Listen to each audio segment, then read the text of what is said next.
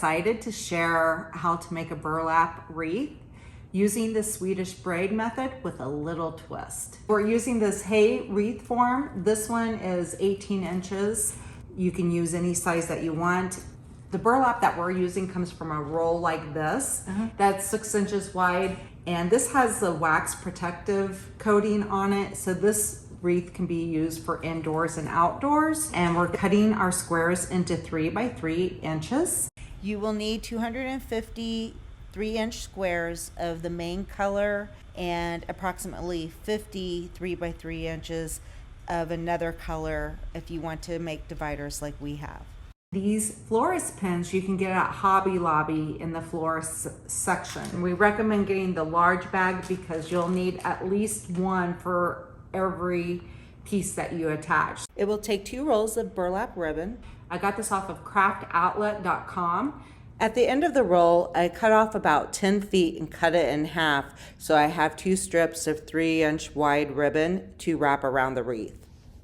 I'm holding my ribbon at an angle. I will wrap the ribbon all the way around, overlapping a little bit on the sides. I am attaching the ends with the floral pins on the front side so they won't show up on the back side. The floral pins will be covered up with the ribbon that's placed on top. Now that the hay is covered, I'm using a gold marker to divide the wreath into 10 equal parts. I'm using a chandelier that I bought at Michael's to do this.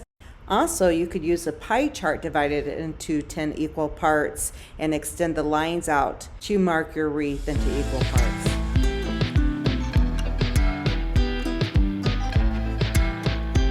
This is where I'll add the brown burlap. Okay, so we're on to the fun part.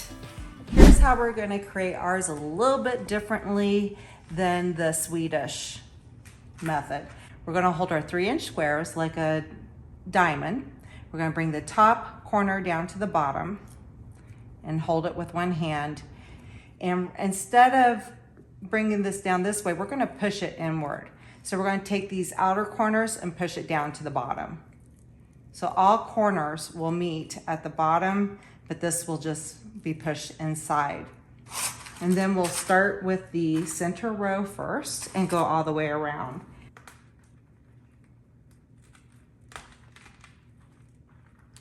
Okay, so now I'm going to do that again. Fold it downward, downward triangle, and push in the sides. Bring the ends down to the bottom here. Ooh, it's like pretending like you're putting your finger in the belly button of the Pillsbury Doughboy. There's an old reference, huh? And then we're going to cover that one up and come down like this. Make sure we get all of the ends in there.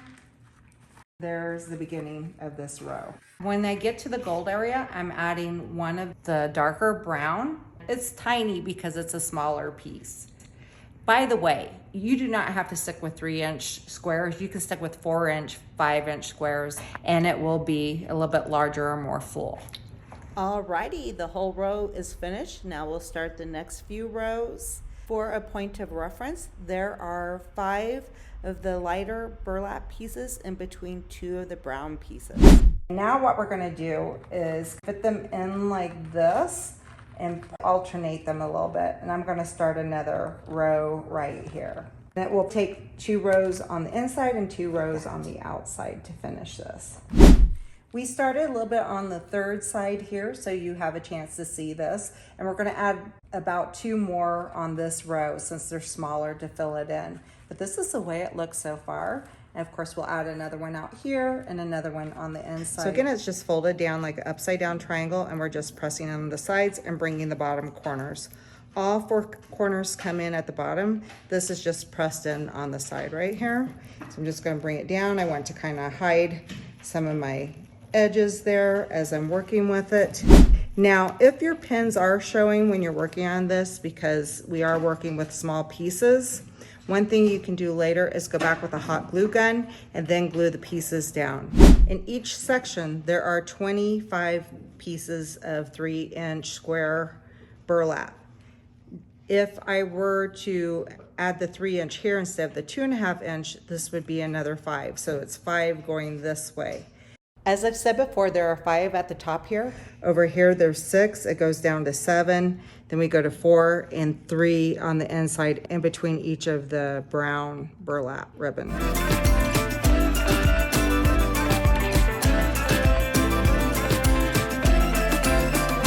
To keep my edges from fraying, now that everything's finished, I'm just taking a little bit of clear fingernail polish and hitting the edges just a little bit.